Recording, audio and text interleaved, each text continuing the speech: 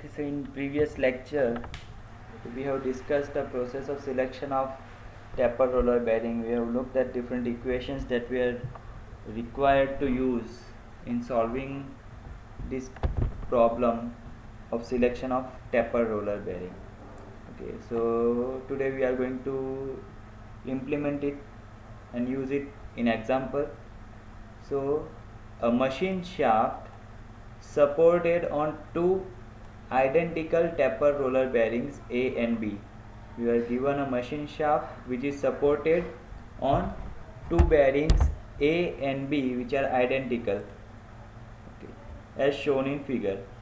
It is subjected to a radial force of 30 kilonewton. Okay, A shaft છે તેની ઉપર 30 kilonewton જેટલો radial load લાગે છે and a thrust force of 10 kilonewton અને 10 કિલોન્યુટનનો થ્રસ્ટ ફોર્સ મીન્સ એક્સિયલ ડાયરેક્શનમાં ફોર્સ લાગે છે. ઓકે, સો આ 10 કિલોન્યુટન શું છે? External axial load. The thrust is taken by bearing A alone. હવે એવું કીધેલું છે કે થ્રસ્ટ છે તે ખાલી આ જે બેરિંગ A છે એ કેરી કરે છે. The shaft rotates at 300 rpm. The machine is intermittently used and the expected life L10H is 4000 hours. The minimum acceptable diameter of the shaft where the bearings are mounted is 60 mm. આ જે shaft છે તેનો diameter આપેલો છે 60 mm. So select suitable taper roller bearing for the shaft. આ loading condition અને shaft માટે suitable taper roller bearing find કરવાનું છે. So first we will mention the given data. આપણને axial load આપેલો છે 10 kilonewton external axial load. So while explaining this table આપણે કીધું કે આ જે KA છે that is external axial load.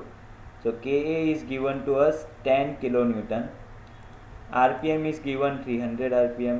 Diameter of shaft is given 60 mm. L10H life is given 4000 hours. Okay, and this loading condition. Okay, so હવે આ loading condition માં આપણે 30 kilonewton નો લોડ આપેલો છે અને એનું લોકેશન આપેલું છે કે બેરિંગ B થી 100 mm and bearing A થી 200 mm જેટલા ડિસ્ટન્સ પર છે. એક્ઝેક્ટલી સેન્ટરમાં નથી. ઓકે, એક્ઝેક્ટલી સેન્ટરમાં હતો તો તમે કહી શકતે કે આ બંને બેરિંગ A અને B છે ત્યાં શેરિંગ ઇક્વલ લોડ્સ કે બંને 15 કિલોન્યુટન શેર કરી દેતે જો આ લોડ સેન્ટરમાં હતે તો. But here the load is not in centre. So તમારે એ ફાઇન્ડ કરવું પડશે કે આ 30 કિલોન્યુટનમાંથી કેટલો ફોર્સ બેરિંગ A પર લાગે છે અને કેટલો ફોર્સ બેરિંગ B ઉપર લાગે છે. So simply summation of force and summation of moment equation no use કરીને તમે reaction find કરી લેશો. Then you will get the value of load acting on bearing A, radial load, and radial load acting on bearing B. Okay. So first step is to calculate the radial and axial force on the bearing. Okay.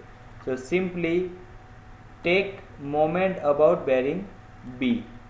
આ જે bearing B છે તેની અગેન્સ્ટમાં moment લેશો તો કેટલી આવશે? આપણી પાસે બે ફોર્સ છે, એક તો 30 કિલોન્યુટન એન્ડ બીજો અહીંયા જે રિએક્શન પ્રોડ્યુસ થયેલું હશે બેરિંગ પર, you can say force in radial direction on bearing A.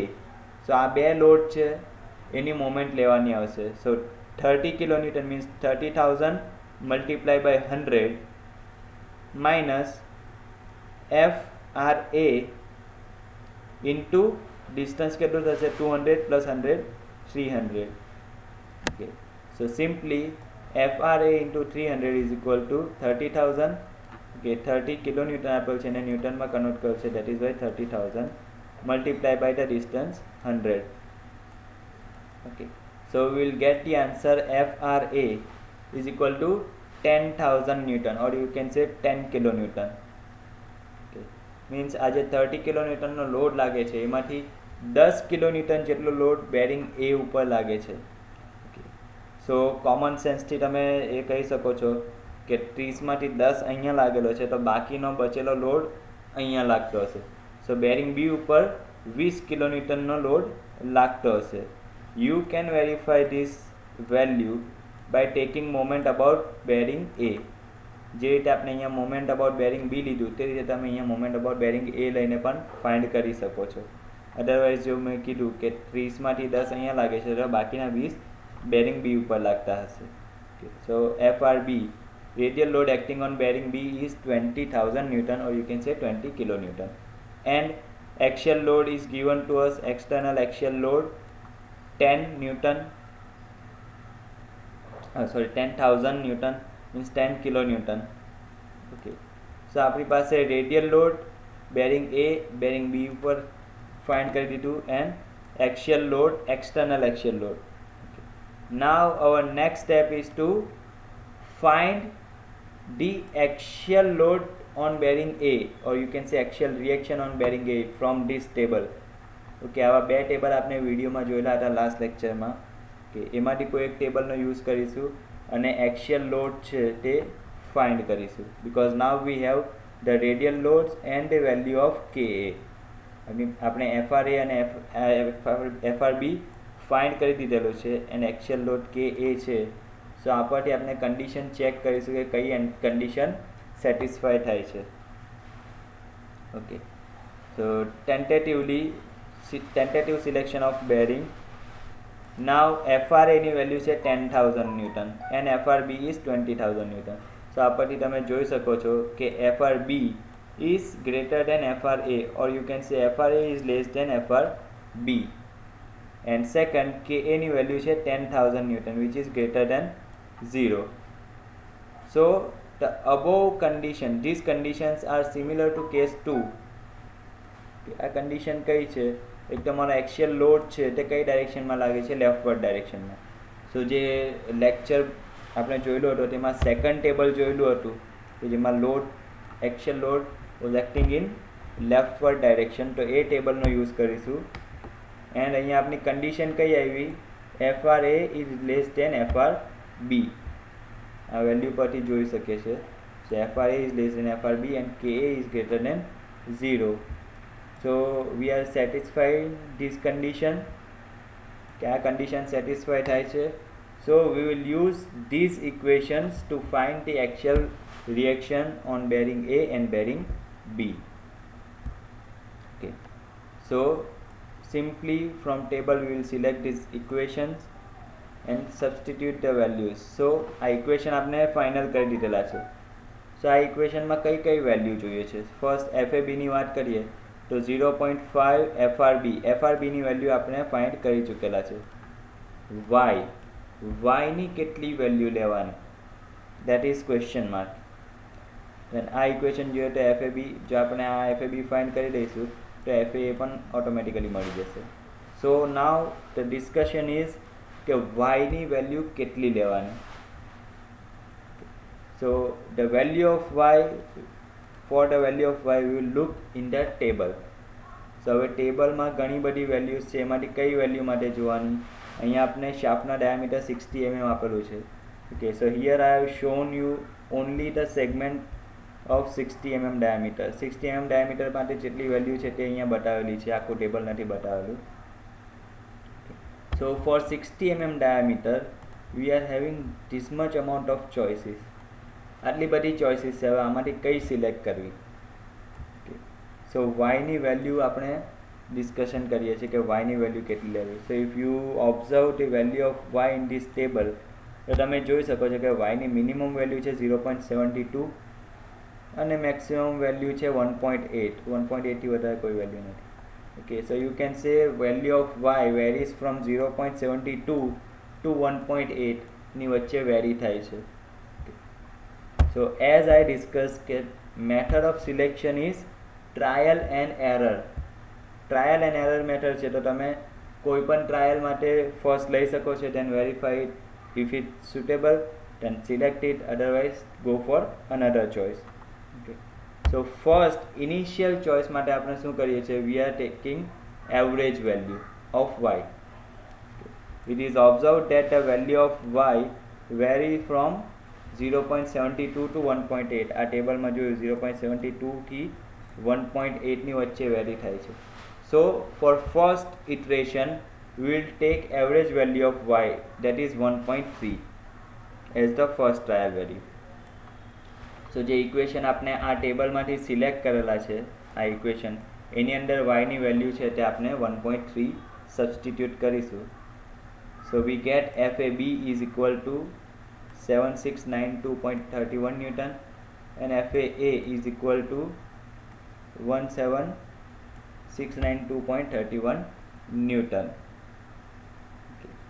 Now bearing A is more critical because it is subjected to maximum load. કે હવે અહીંયા રકમમાં જ આપણે કીધેલું હતું કે આ જે આખો થ્રસ્ટ લોડ લાગે છે તે બેરિંગ A કેરી કરે છે. ઓકે, સો યુ કેન સે bearing A is more critical because it is subjected to maximum load. Otherwise તમે આ ઇક્વેશન પરથી પણ જોઈ શકો છો. FAB બેરિંગ B ઉપર કેટલો લોડ લાગે છે? Approximately 7.6 kilonewton. અને બેરિંગ A પર કેટલો થ્રસ્ટ લોડ લાગે છે? 17.6 કિલોન્યુટન. ઓકે, સો આ વેલ્યુ પરથી પણ તમે કહી શકો છો કે bearing A is more critical or it is taking maximum load.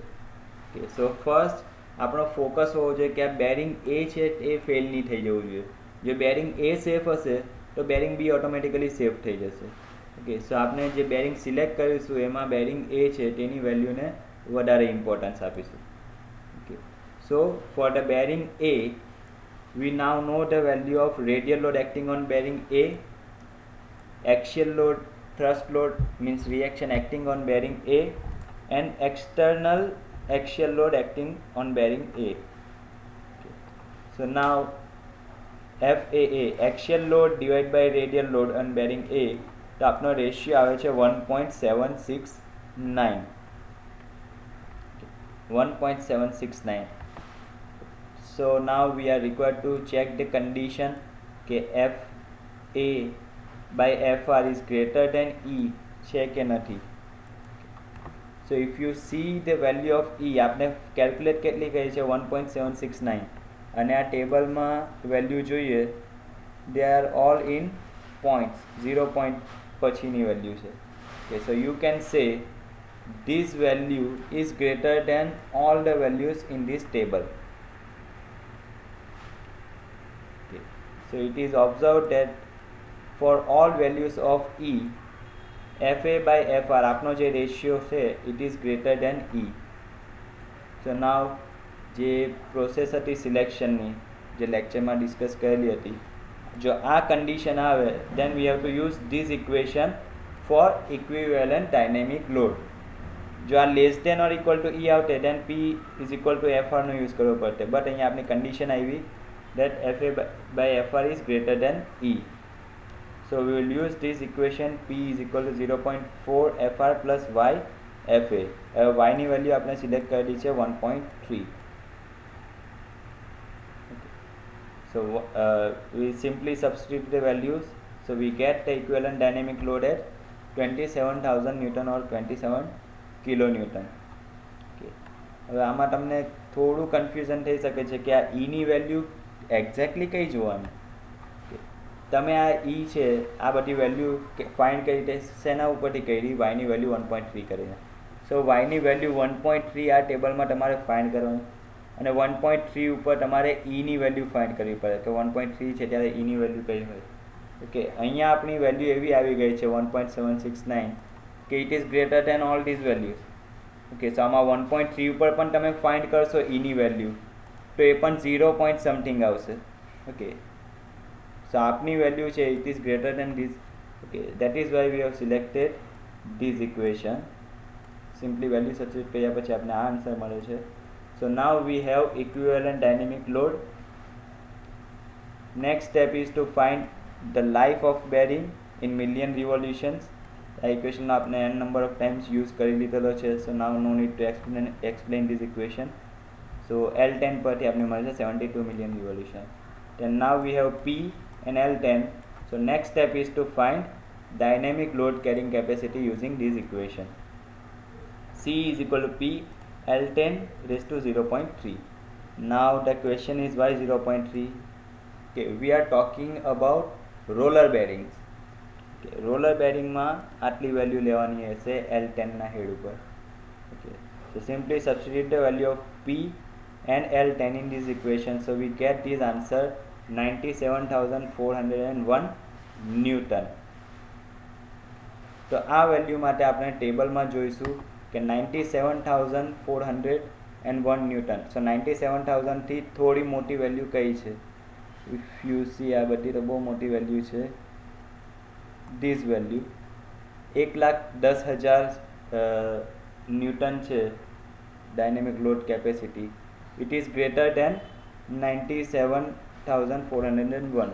Okay, so we will select the bearing 33112, bearing with designation 33312. Okay, so this will be our first choice after iteration number 1.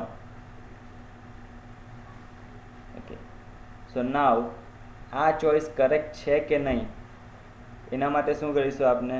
Four final check, for bearing number 33112, આ જે bearing છે 33112 એમાં ની value કેટલી છે? 0.40 and વાયની value છે 1.5. સો નાવ to check weather આ આપણે સિલેક્ટ કરેલું છે તે કરેક્ટ છે કે નહીં એના માટે આપણે સેકન્ડ ઇટરેશનમાં વાયની વેલ્યુ લઈશું 1.5 and we will do this process again. So take the value of y 1.5 and E is equal to 0.4 and substitute in this equation FA B and FA A ના ઇક્વેશનમાં substitute કરીશું. સો FA B ની value આવે છે 6666.67 newton and FA ની value આવે છે 16.6 kilo newton. You can see. So again FA by FR કરવાનું રહેશે. We are getting the ratio 1.67 which is greater than 0.4. તમે જોઈ શકો છો કે આ 1.67 છે, it is greater than 0.4. So again we are getting this condition that FA by FR is greater than E. So again આપણે same equation use કરીશું. P is equal to 0.4 FR plus Y FA. Simply અહીંયા y ની value હવે second ઇટરેશનમાં 1.5 લઈશું. So we get P is equal to 29,000 Newton. C, same equation પર C ની value find કરીશું. C is equal to 104,615.91 which is less than the dynamic load capacity mentioned in the table. ટેબલમાં mention કરેલી છે એના કરતાં ઓછી આવે છે. સો વી કેન સે કે આ જે બેરિંગ સિલેક્ટ કરેલું છે 33112 એ કરેક્ટ છે. આપણે કરેક્ટ બેરિંગ સિલેક્ટ કરેલું છે. Okay, so we have selected this for bearing A. Bearing A માટે સિલેક્ટ કરેલું છે. હવે બેરિંગ પ્રોસિજરમાં આપણે એઝ્યુમ કરેલું કે બેરિંગ એ અને બેરિંગ બી છે દે આર આઇડેન્ટિકલ. સો આ જે બેરિંગ આપણે સિલેક્ટ કરેલું છે તો એ બેરિંગ આપણે બી માટે પણ ચાલશે કે નહીં એ પણ વેરીફાઈ કરવું પડશે. હવે આપણે આ બધી પ્રોસેસ કઈ રીતે કોના માટે કરી? બેરિંગ એ માટે. આ જે બેરિંગ એ છે એના માટે આખી પ્રોસેસ કરેલી છે. હવે આ અને એક બેરિંગ સિલેક્ટ કરેલું છે 33112. હવે એ બેરિંગ જો હું અહીંયા યુઝ કરું બેરિંગ બી માટે તો ચાલશે કે નહીં એ વેરીફાઈ કરવું પડશે. સો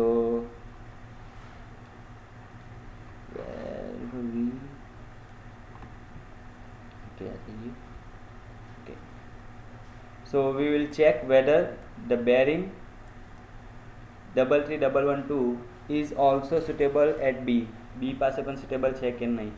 સો હવે બેરિંગ બી ઉપર જે કયા કયા લોડ લાગે છે? FRB 20,000 newton, FAB this much newton.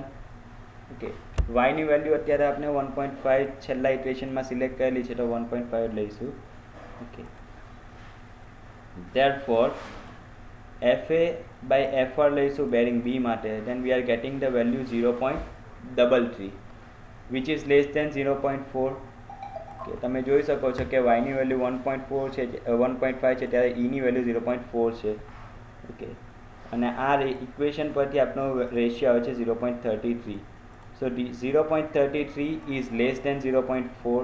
So our condition is like this: FA by FR for bearing B is less than E.